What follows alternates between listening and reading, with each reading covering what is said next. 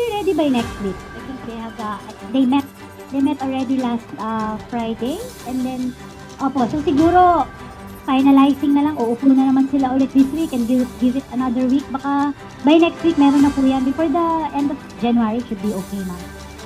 Nagkaroon na ng pagpupulong ang Department of Social Welfare and Development, National Economic and Development Authority at Department of Labor and Employment kaugnay ng bagong guidelines para sa implementasyon ng Ayuda para sa Kapos ang Kita o AKAP program ngayong taon. Alinsunod ito sa direktiba ni Pangulong Ferdinand Marcos Jr. na nagsusulong ng pagbuo ng bagong guidelines para sa conditional implementation ng AKAP para sa taong 2025. Sinabi ni Department of Budget and Management Secretary Amena Pangandaman na mayroon ng draft ang tatlong ahensya kaugnay nito.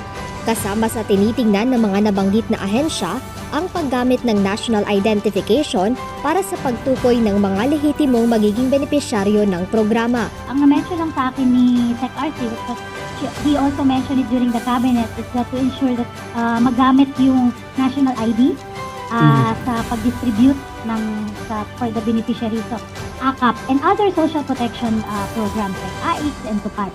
Dagdag pa ni Secretary Pangandaman, ang AKAP ay isang anti-inflationary measure kaya tinitingnan din ng tatlong ahensya ang pagbabase ng AKAP sa inflation rate ng bansa. Balak yata po nila is that if it hits a certain rate, doon po matitrigger yung release. Parang ganun po. But they're still studying po. Para sa kalihim, dapat makarating sa tamang benepisyaryo ang mga programa ng pamahalaan gaya nito. Sinabi naman ni Commission on Elections Chairman George Erwin Garcia na hindi dapat itong magamit para sa pangangampanya sa darating na eleksyon. Talaga namang hindi ginagamit ang public funds sa pangangampanya o pagpopromote ng sarili. Ang public funds ay ginagamit sa pagde-deliver ng basic services sa mga mamamayan. Yan po ang maliwanag na maliwanag at yan ay nakaatang sa balikat ng executive branch of the government. Para naman kay Senator Sherwin Gatchalian, hindi ito dapat gawing gantimpala o pabuya sa mga supporter ng kandidato o politiko. Dahil executive na ngayon ang nag-implementa ng mga programa na yun. So hindi parang reward yan na pag sumama ka sa akin ay may reward ka. Hindi pwede yun.